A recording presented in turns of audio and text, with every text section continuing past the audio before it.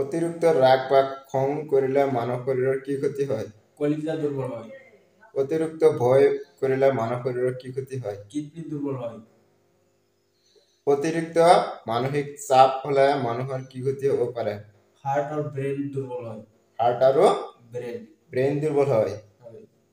মানুহে সৰু সৰু ল'ৰা ছোৱালীবিলাকে যে মোবাইল চালেও মানুহৰ কি হয় মানসিক চাপ বৃদ্ধি হয়। ল'ৰা ছোৱালীবিলাকৰ মানসিক চাপ বৃদ্ধি হয়, সেইকাৰণে ল'ৰা ছোৱালীক মোবাইল দিব নালাগে।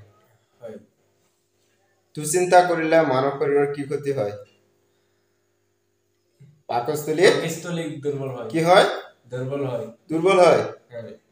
কোন ৰক্তৰ মানুহৰ স্মৃতি শক্তি দুৰ্বল হয়? তাৰমানে মানুহবিলাক কোন ৰক্তৰ গ্ৰুপৰ মানুহৰ মনত পাহৰি যায় যে বুলি কয়, তাৰমানে মনত নাথাকে, এইটোক স্মৃতি শক্তি বুলি কয়।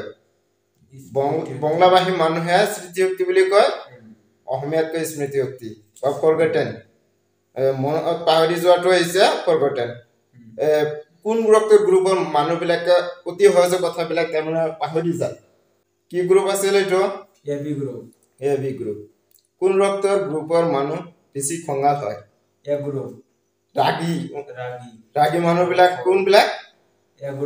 এ গ্ৰুপৰ লগত তৰ্ক নকৰিব, নহ'লে ৰাগী হৈ তোমাক মাৰি পেলাব। মানুহৰ ৰক্তৰ গ্ৰুপ কেইটা?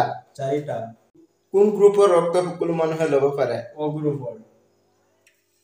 কোন ৰক্তৰ মানুহ অতি চতুৰ বা বুদ্ধিয়ক হয়? এই প্ৰশ্নটো মই ক'ব নোৱাৰো, এনসাৰ দিব নোৱাৰো। গাইজ আপোনালোকে কমেন্টত এনসাৰ দিয়ক।